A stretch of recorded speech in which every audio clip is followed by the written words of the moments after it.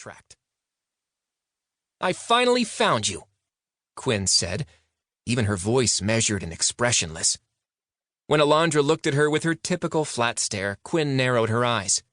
"Well, don't you have anything to say for yourself?" Alondra looked at her as calmly as she could manage. Despite her total lack of personality, Secretary Quinn had a knack for making Alondra live on the very edge of self-control.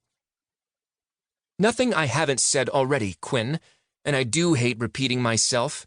You were in the briefing." In truth, Quinn hadn't been in most of the briefing because Alondra hadn't invited her. Afterward, Alondra had slipped away before the annoying civilian could ask any questions. Quinn narrowed her icy blue eyes further, to the point where she actually looked like she might be sleeping. Alondra thought she had probably been pretty in her younger days, if she had ever worn anything other than loose-fitting pantsuits that went out of style back on Mars before the solar system collapsed.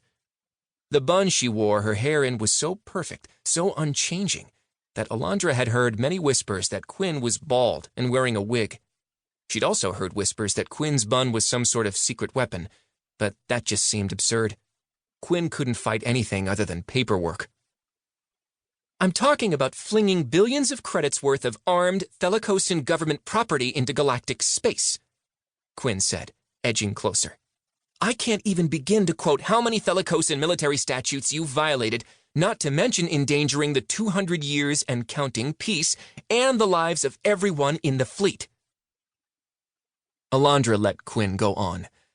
Quinn might have worked her way through the Thelicosan government over the last 15 years, but ever since she'd been assigned as council ambassador to Alondra's fleet, she'd been nothing but a thorn in her side.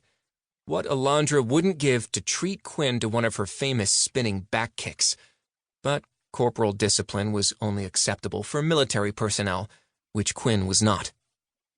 "Once again," Alondra said, cutting Quinn off in the middle of her nonsensical and ill-informed rant, "I'll remind you that while they might have thought you quite the genius in the Schvink local office, you don't know anything about military tactics.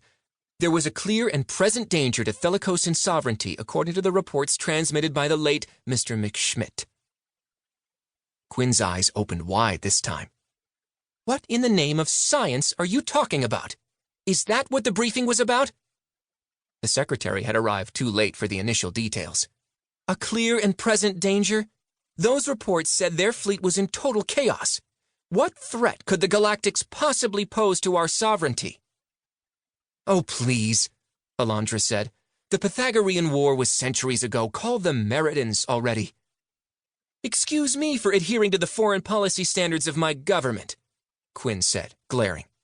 "Did you even send a message back to the Central Council? Did they approve this action via a report submitted through the Action Committee and then validated by a 2/3 vote before being routed back to the Military Affairs Committee?"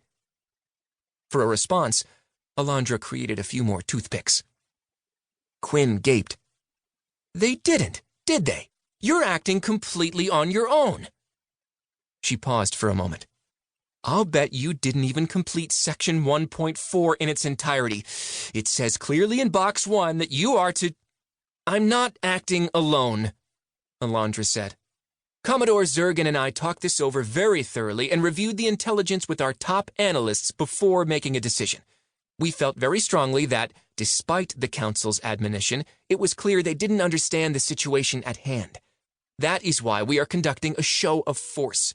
Intelligence shows that we would easily be able to overwhelm the Meridans, and a simple posturing by our forces would inspire them to negotiate." A small measure of confusion passed across Quinn's face. She looked down at a datapad she'd been holding and shook her head in what might have been disbelief. "Negotiation? Who said anything about negotiation? You're declaring war."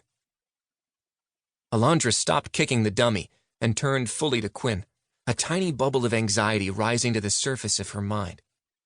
Why would she want to start a war? A war, at least one initiated by her, would achieve the exact opposite of her aims. "What are you talking about?"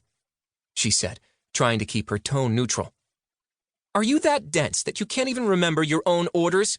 Commodore Zergan," Quinn spat the man's name like a curse, "just showed me the message you sent after we popped out of unspace in the middle of Meridan territory."